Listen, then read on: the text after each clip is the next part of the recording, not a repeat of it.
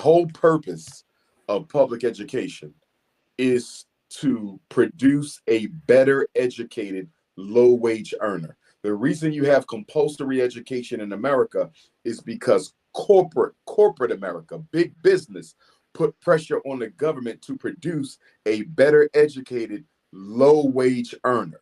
A liberated mind is a threat to a society that is controlled through domination and exploitation. You do not want liberated minds in a system controlled by domination and exploitation. I have a couple of questions, sir. One of them is they've got this thing now about cancel culture. First of all, to you as an educational scholar in that sense, what is culture? What does culture mean? For me, culture is a progressive system for the expansion of life and the progress of one's community. If the habit or the behavior engaged in does not lead to growth, progress, sustainability, peace, and happiness for members in that community, then it's not culture, it's pathology.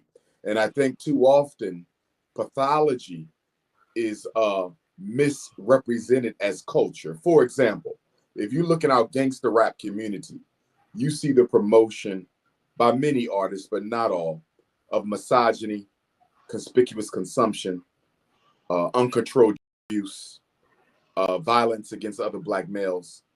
In my opinion, that cannot be culture. That's not the culture of hip hop. That's the pathology of hip hop. And I think so often pathology is mislabeled as culture. Culture is progressive. Pathology is degenerative. Now, for those who may not understand, what is the word from your definition as an educator, the word pathology? Pathology is an illness or a system of behavior that minimizes positive outcomes for individuals and communities. So mental illnesses are pathologies. Personality disorders are pathologies. Poverty can be considered a pathology. Homicide, exploitation, racism, all of these are pathological behaviors because they limit life and lead to disastrous outcomes for the victims who are exposed to them. That's deep. That's deep.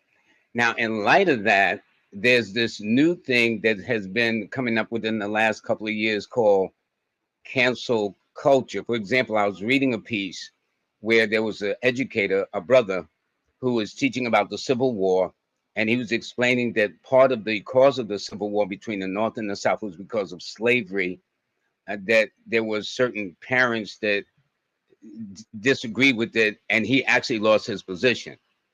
So does cancel culture means trying to cancel out the fact, for example, like Lewis Latimer, the inventor, who was able to stabilize Thomas Edison's light bulb so it didn't burn out so quickly or burn hot. If you would discuss the role he played in the common light bulb and stuff like that, would they cancel? Is this what cancel culture means? That anything that people of color do, that Black people especially, that they're going to try to erase it? That's impossible. It's impossible, but I definitely believe that that is exactly what cancel culture is. In fact, Baba, although the concept is new, the actual phenomena is not. They have been canceling our culture ever since we got here. We have been robbed of our inventions since we got here. You know, they had to erase and dismiss the entire contribution of Nile Valley civilization to human evolution. So I would say that cancel culture is nothing new for African people. The only thing new about it is the name.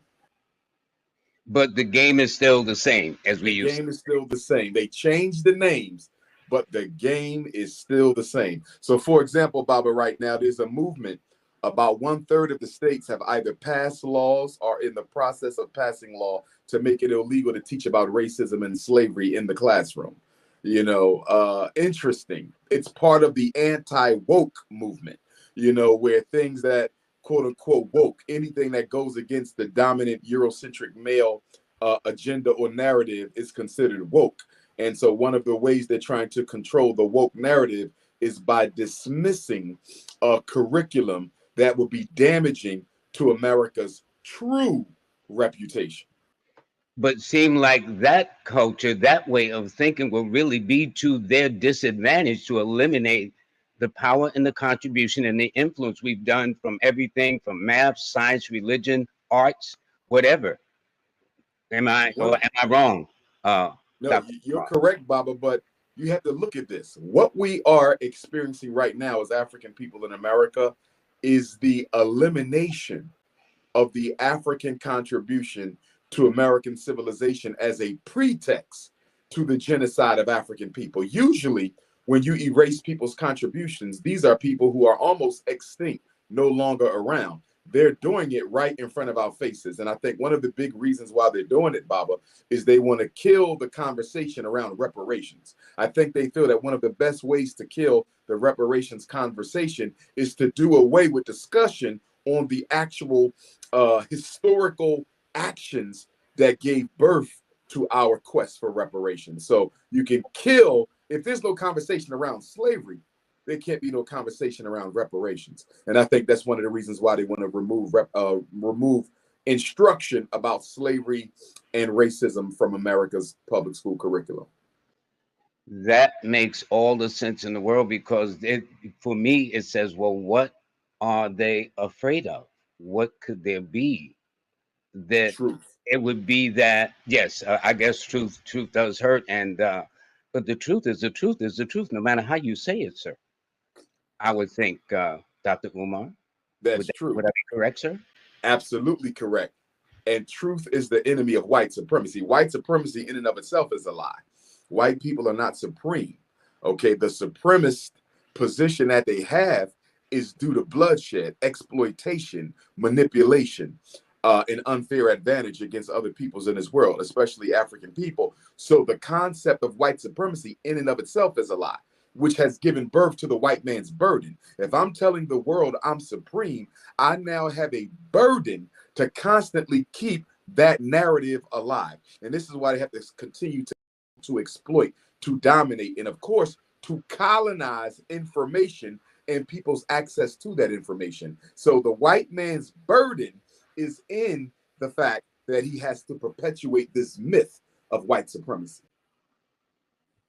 That's interesting. I know there was about maybe 2 months ago before having you on, they were talking about one of these multi-billionaires or industrialists back in the early 1900s, where his whole thing, they don't want to train a nation of critical thinkers, but train a nation of workers.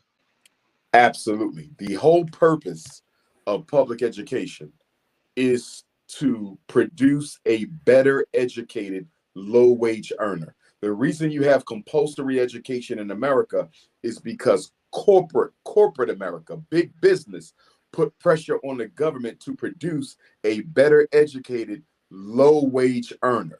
Children are not educated to go to college. They're not educated to invest in the stock market. They're not educated to open their own business. They are educated so they can go enslave for the corporations of America. In addition to that, public education also serves a very useful function to the maintenance of white supremacy by recruiting white students and, of course, black students who are willing to be loyal to the white power structure and continue to perpetuate its agenda. And the third purpose of public education is to socialize the individuals into the mindset, habits, and thinking that are conducive to the best interests of the society and the country itself, which is to say, the purpose of education is brainwash. Schooling and education are two completely different things. Education is the process by which you teach a child to think. Schooling is a process by which you teach the child what to think. So children in America, black and white, they are schooled.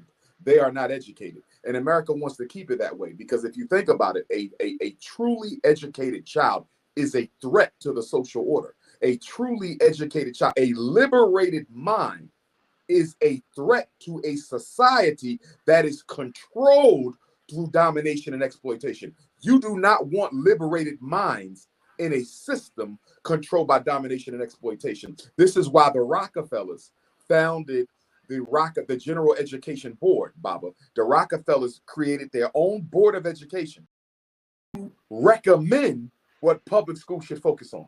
They made sure public school didn't focus on economics. They made sure public schools didn't focus on politics. They made sure public schools didn't focus on international relations.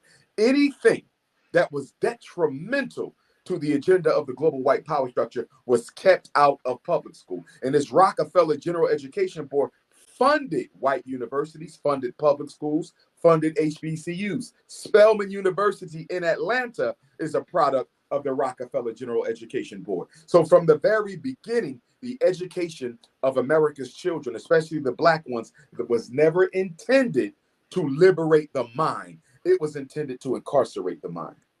Well, you know what's interesting? What I thought is, I think it's funny. Everything is going up. The price of food is going up. The price of rent, like in Manhattan, they said now the average price of rent is going to be about $4,000 a month. But then the person working in a McDonald's or some other fast food, their raises don't go up. And then there's this talk, well, we'll increase the minimum wage in about 5 years or 2 years, and that gives people this positive attitude. But milk is not going to be the same price 2 years from now. Rent is not going to be the same price 2 years from now. Or am I missing something in this equation, sir? You're not missing anything at all. In fact, the U.S. Department of Treasury, Bobby, the U.S. Treasury, then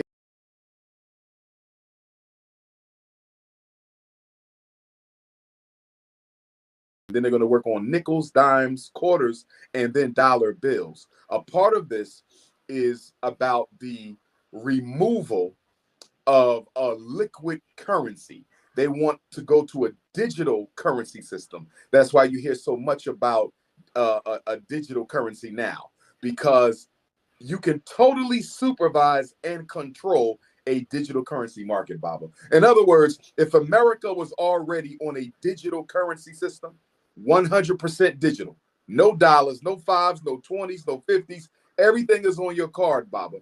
If that existed 100 years ago, there would have never been a Marcus Messiah Garvey. There would have never been a Black Panther Party, because you cannot do anything off grid or undercover to finance the Black Revolution movement in a fully digitized currency market. And that's what America wants. That's what the white power structure of the world wants, Baba, because once you control access to money digitally, once you can supervise what people do with digital currency, there is no more financial freedom. Anything you use your money for that is a threat to the power structure will be taken away from you. They can hit one button and shut you down. Your child, there's a dollar amount attached to that boy or that girl. Learning disability is money. Mental retardation is money. Speech and language impairment is money. Deafness, orthopedic impairment, traumatic brain injury, and ain't no daddy at home disorder, ADHD.